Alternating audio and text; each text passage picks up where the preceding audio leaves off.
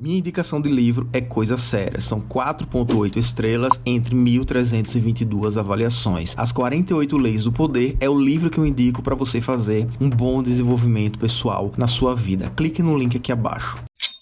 Eu pego o político tal e vou com ele, votei nele, falo dele ou de alguma ideia. E se acontece alguma coisa que a pessoa faz de ruim, eu vou falar, tipo, na minha cabeça talvez, né? Tipo, pô, será que eu não tive o julgamento correto pra não ver isso desde o começo? E daí acabo meio que camuflando aquela coisa negativa pra eu não falar que eu fiz uma escolha errada? Pode ser também. Também. Pode ser, né? E eu acho que quando a gente pensa num ser humano, de verdade, não existe um ser que é só bom.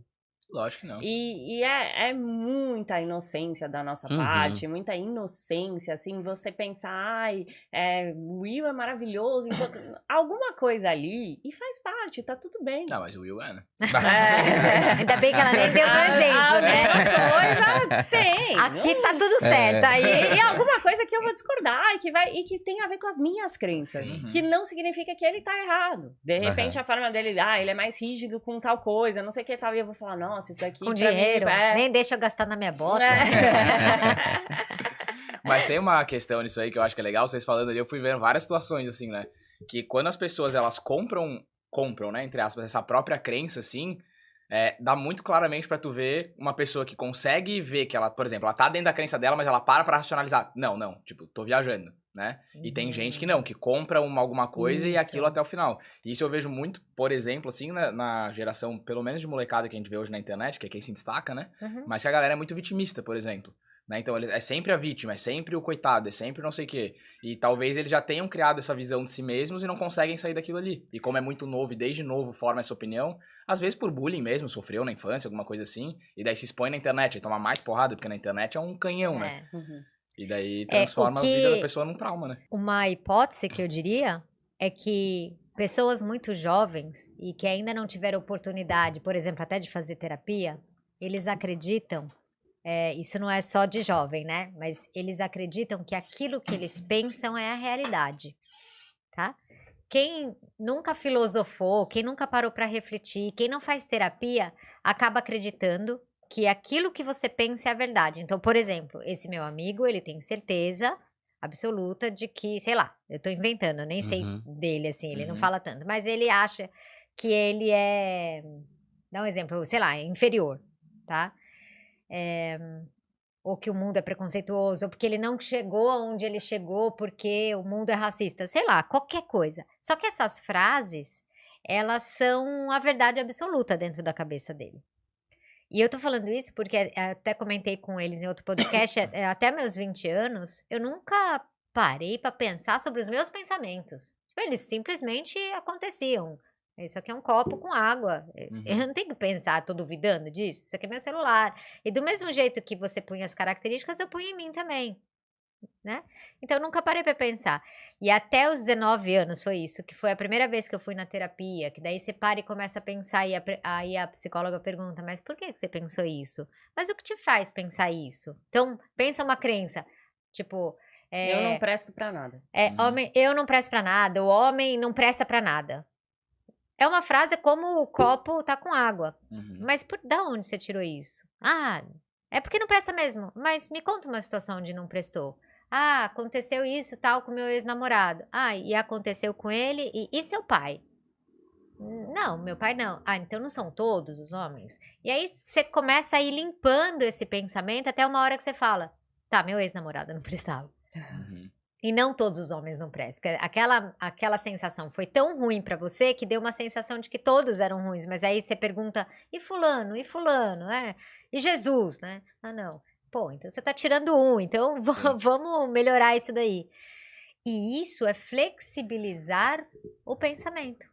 E flexibilizar não é uma coisa que todo mundo sabe fazer.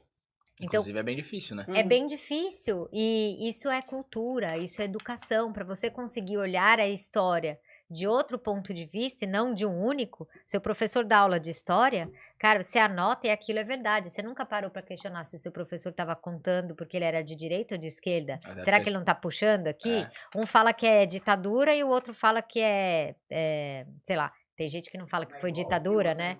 É. Um é revolução e um é golpe, exatamente. Então, assim, você escreveu o que no seu caderno? Eu escrevi golpe, e você? Revolução? Quem deu essa aula? Mas a gente não sabe que a gente deve questionar essas coisas. E demora ou pode nunca acontecer.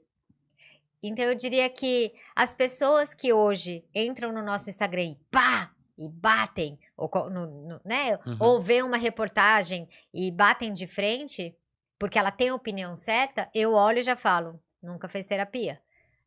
Ou não fez uma boa terapia. Porque se fizesse, não vinha com tanta força de ter você a verdade absoluta, sabe?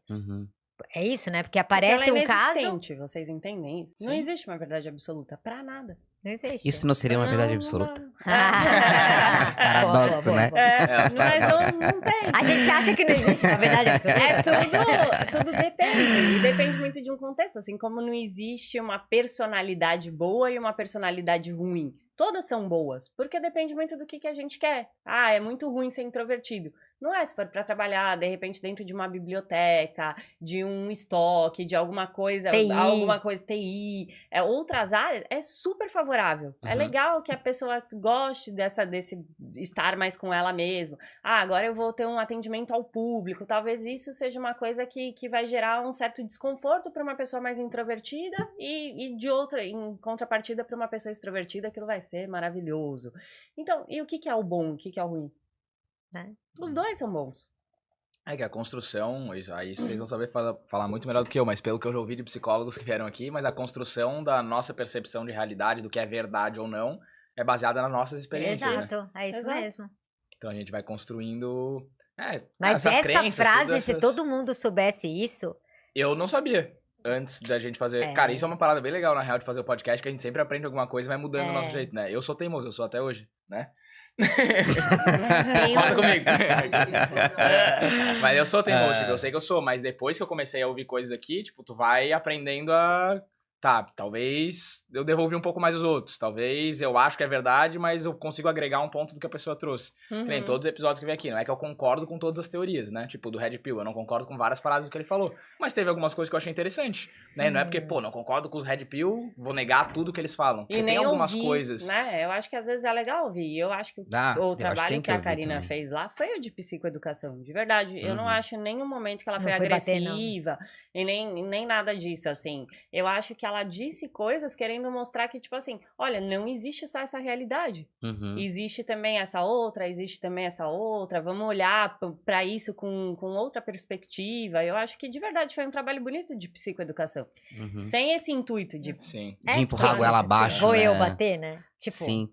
Eu sou contra exatamente esse conflito, vou eu fazer. Um conceito que eu amei, já que você gosta de aprender coisas aí sobre... a formação da personalidade e tudo mais. Eu amo esse conceito, coitada, né? A gente faz podcast junto. É o conceito do meu e do eu, que eu aprendi, na verdade, no budismo, tá? Mas fez muito sentido pra mim. Então, assim, isso foi o meu sogro que me ensinou. A gente tem uma tendência a acreditar, a pegar coisas da nossa vida e acreditar que aquilo é meu ou faz parte de mim. Então, o exemplo que eu dou, por exemplo, é meu celular, tá? Isso aqui é bem comum. Esse aqui é um celular. Mas, num determinado, ele vira meu celular, né? E no momento em que ele vira meu celular e ele faz parte da minha vida,